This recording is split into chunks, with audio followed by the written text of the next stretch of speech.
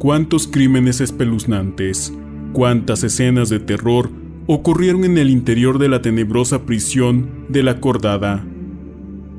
Este relato, que enmarca una leyenda tenebrosa, tiene todo lo suficiente para llenarnos el espíritu de horror. Será difícil saber en dónde empieza y en dónde acaba lo sobrenatural.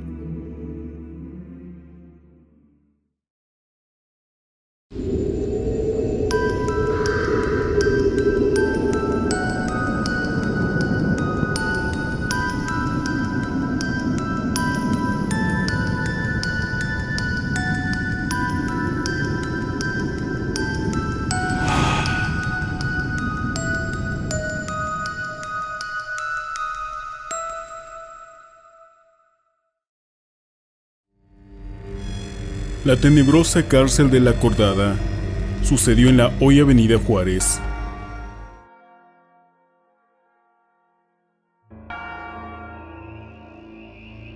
A principios del siglo XVIII, salteadores y bandidos infestaban todo el territorio de la Nueva España, cometiendo mil desmanes. A pleno día, en las afueras de la capital, se cometían robos y asaltos. Cientos de crímenes fueron cometidos en esa época cruenta. El bandidaje tomaba cada día un auge peligroso. Tanto en la capital como en la provincia se cometieron actos de robo con violencia. En su osadía, los bandidos llegaron hasta entrar en casas habitadas. Ante la terrible situación, el virrey duque de Linares llamó a la audiencia de la Nueva España para ver qué se acordaba al respecto, y de aquella reunión entre estos personajes nació el Tribunal de La Acordada, y se acordó también levantar unos galerones, que fue la primitiva cárcel de La Acordada. Estos estuvieron en Chapultepec, pero como se había acordado levantar un edificio propio para encerrar a los ladrones y asaltantes de caminos, se comenzó a edificar en parte de lo que fue el ejido de La Concha. Su frente daba a la antigua calle que el Calvario, o en Avenida Juárez, su costado oriente hacia lo que hoy es Valderas, y su parte poniente hacia calle de Humboldt. En el año de 1751 quedó terminado el tétrico edificio de piedra roja basáltica, con molduras, ambas pilastras y cornisas de recinto y cantería. Se le llamó Cárcel de La Acordada, como derivado de aquella acordada obsesión tenida entre el virrey duque de Linares y audiencia. Pronto comenzaron a llegar remesas de bandidos y criminales para recibir el castigo acordado a sus delitos. Entonces se nombró alcalde y jefe de omnimodo de la tenebrosa prisión a don Miguel de Velázquez, que era cruel perseguidor de bandidos. La fama de este hombre sanguinario fue tremenda. Se le temía y hasta los hombres más perversos temblaban ante su presencia. Como única condición para gobernar la prisión, de Velázquez pidió al virrey que se le dieran amplias facultades. Sería juez y verdugo de los criminales. Poco se le hacía el tiempo a aquel hombre para golpear brutalmente a los criminales y mandarlos al patíbulo. Todos los días por la mañana y por la noche visitaba a los prisioneros para castigarlos.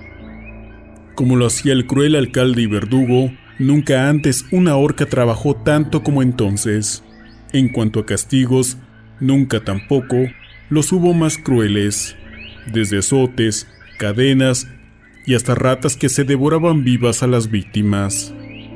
Contando con 2000 hombres armados, de las que salía a perseguir a los bandidos fuera de la capital, y así iba limpiando, dejando vestigios macabros de su paso, el cruel y sanguinario perseguidor de bandidos. Después de hacer justicia, el feroz sujeto no sentía la menor carga en la conciencia. Cuando llegaban nuevos envíos de hombres a la tenebrosa prisión, los hacinaban materialmente. Entonces, don Miguel ordena una limpieza de cuerpos para recibir a las nuevas víctimas, y para llevar a cabo esta tarea, en el fondo de la cárcel existió un foso que se llenó varias veces al año con huesos y carroña. Allí fueron arrojados sin piedad moribundos y viejos, enfermos y los que morían de hambre, a veces a propósito para que vieran de cerca su justicia. De Velázquez dejaba los huesos descarnados colgados de los muros. Años después, el virrey mandó llamar al verdugo sanguinario para confiarle una delicada misión: la custodia de un importante personaje, que era el marqués de Torrecillas, que estaba próximo a llegar del Perú. Tenía que traerlo con su esposa y servidores, sanos y salvos, a la capital de Nueva España. Don Miguel, con 11 hombres valientes y disciplinados, partió hacia el puerto de Acapulco. Era seguro que nadie iba a estorbar la misión, pero en un lugar cercano a lo que hoy es Iguala, un soldado explorador regresó nervioso y les dijo que 5 jinetes se aproximaban. Don Miguel meditó un momento y después impartió las órdenes a sus soldados, tendientes a sorprender a los 5 desconocidos jinetes. Todos se ocultaron entre el follaje y tras las peñas. Pronto aparecieron por el camino 4 jinetes españoles y un monje negro de la Orden de los Tenebrarios. Venían deprisa, como si les urgiese llegar a un sitio determinado y no se dieran cuenta de la presencia de Velázquez. Cuando estuvieron aquellos desconocidos dentro del cerco de soldados, saltaron al camino, tomando siempre la ventaja. Don Miguel les ordenó a los jinetes que desmontaran y se identificaran, y así lo hicieron. Todos eran los hermanos García de Pimentel y se dirigían a la capital de la Nueva España en busca del doctor de Silva para que curara a su enferma madre.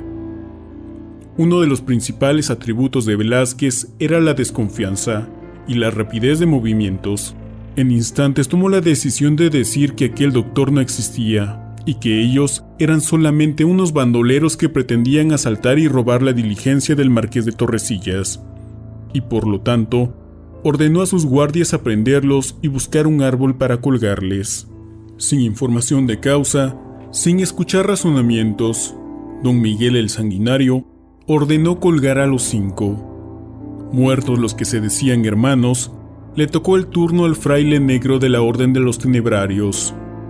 Entonces, en esos momentos, en los ojos del fraile se cruzó una luz siniestra de venganza, y abrió los labios para gritarles que aguardaran un momento, y en un rápido e inesperado movimiento, el religioso le arrojó a Velázquez un extraño medallón de plata redondo, con el símbolo de la eternidad, que lo perseguiría y conduciría hasta la muerte.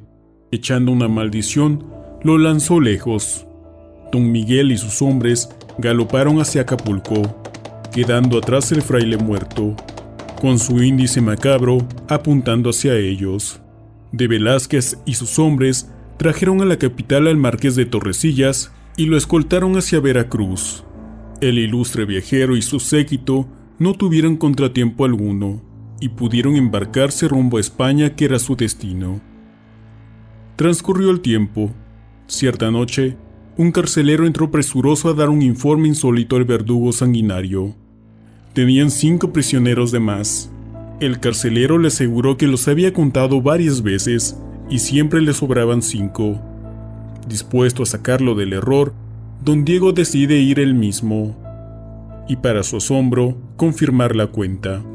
Al día siguiente, se volvió a confirmar que era el mismo número, llevándose a cabo la misma operación durante 7 días, pero siempre daba el mismo resultado. Entonces, para que las cuentas le salieran bien, ordenó que se sacaran a 5 prisioneros y se les colgaran.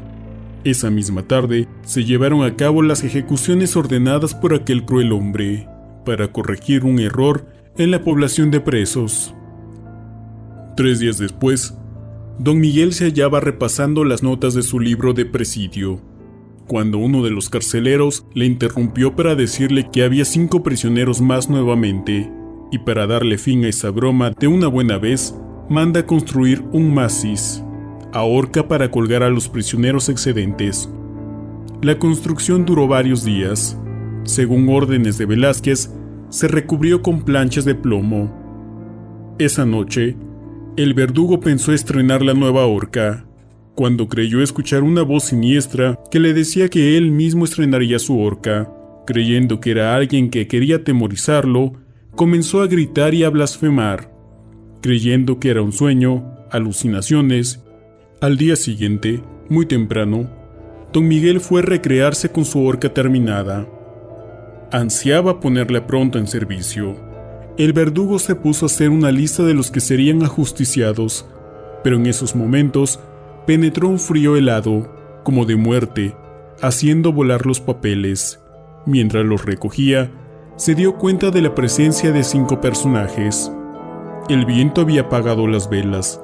Al momento, levantó la vista para quedar frente a 5 espectrales formas que parecían confundirse con las sombras. Uno de ellos habló con voz cavernosa, para decirle que venían en pos de justicia, de las que sintió un extraño escalofrío. ¿En dónde había escuchado esa voz y cuándo? Entonces, el espectro negro le volvió a hablar. Era el mismo que noches anteriores había venido a decirle que él estrenaría la horca. El verdugo quiso gritar, mas no pudo. Un nudo en la garganta se le hizo y apenas balbuceó. Don Miguel bajó la vista y descubrió horrorizado que tenía sobre su pecho aquel maldito amuleto que le lanzara el fraile. Fuera de sí, comenzó a retroceder mientras lanzaba gritos espantosos, alaridos que extrañamente nadie escuchó. Los 5 espectros arrastraron hacia afuera a Velázquez hasta que lo llevaron al pie de la horca revestida de plomo. El fantasma del fraile negro se quitó el cordón de su hábito para utilizarlo de soga, y con fuerza sobrehumana, los espectros arrastraron al horrorizado Velázquez por las escaleras. Le colocaron la cuerda alrededor del cuello y jalaron fuertemente. Para los seres de ultratumba, nada imposible. Al día siguiente, los ojos profundos y apagados de los prisioneros vieron colgado a su verdugo en la horca nueva. Nadie pudo explicarse lo sucedido, y menos cómo y por qué se ahorcó con un cordón viejo y podrido del hábito de un fraile tenebrario.